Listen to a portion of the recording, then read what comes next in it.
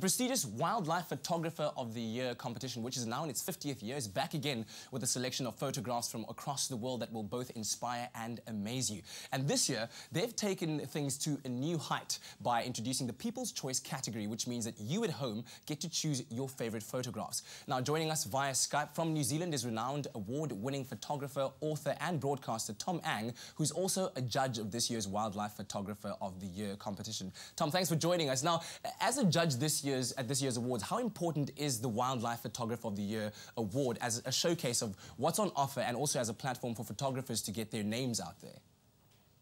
Well, it's quite a unique international competition, and it's in that amateurs as well as top rank professionals enter it. They all enter it, and it means that actually when people win, they actually have enormous coverage.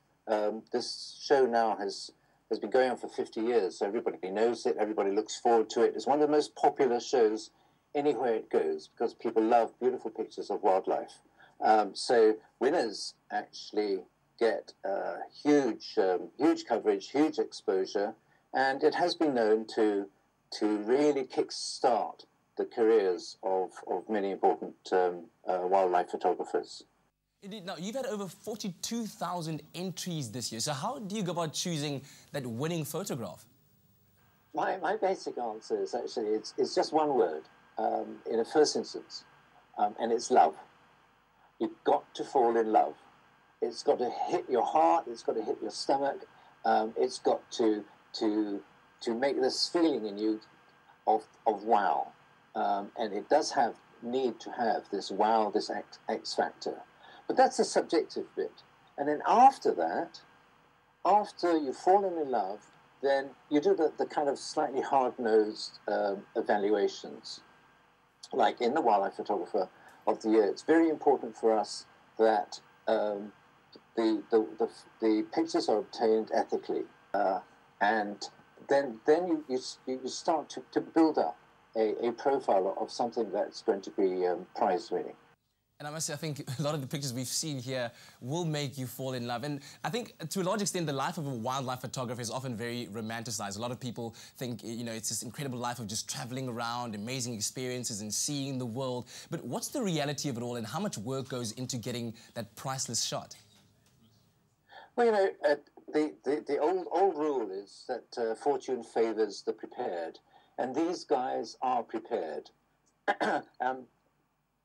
And that means that they sit around in hides being eaten by mosquitoes for days, weeks at an end. They will have to build hides 40 meters into the treetops to get the birds that they want. One wildlife photographer told me that actually the hardest job was actually just staying awake. Can you imagine sitting in 40-degree heat, you're watching a pride of lions, they're all having a nice snooze, but you've got to stay awake for the entire day, because you never know, if you doze off, what is going to happen.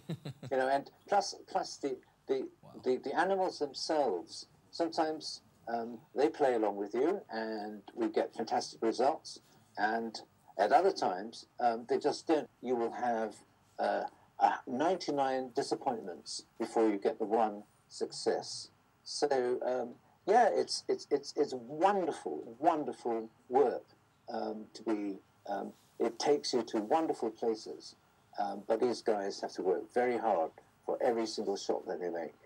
Well, I must say, hearing it from that perspective, it sounds incredibly challenging. But I think, apart from trying to capture the beauty in every photograph, how important is the message behind these photos? I mean, is it important?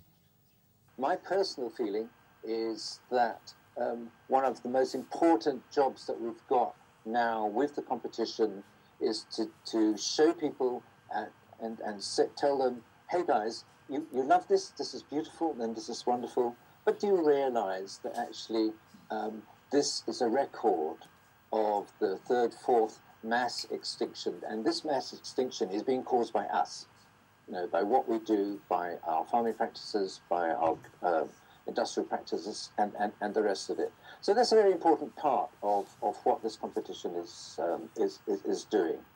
Yeah. Yeah, absolutely. Tom, thank you very much for your time, and we do applaud all of your efforts in trying to send that message out there through this competition that we need to conserve what we have, because so much of what we have is truly, really beautiful, as showcased in some of these incredible photographs. Thank you very much. Now, if you'd like to vote for your favourite wildlife photograph of the year in the People's Choice category, then go to the National History Museum website, which is www.nhm.ac.uk/WPY. Now, the votes will run until the 5th of September 2014, with the winners being announced on the 21st of October 2014. Now, I'm sure that inspired you, man, right?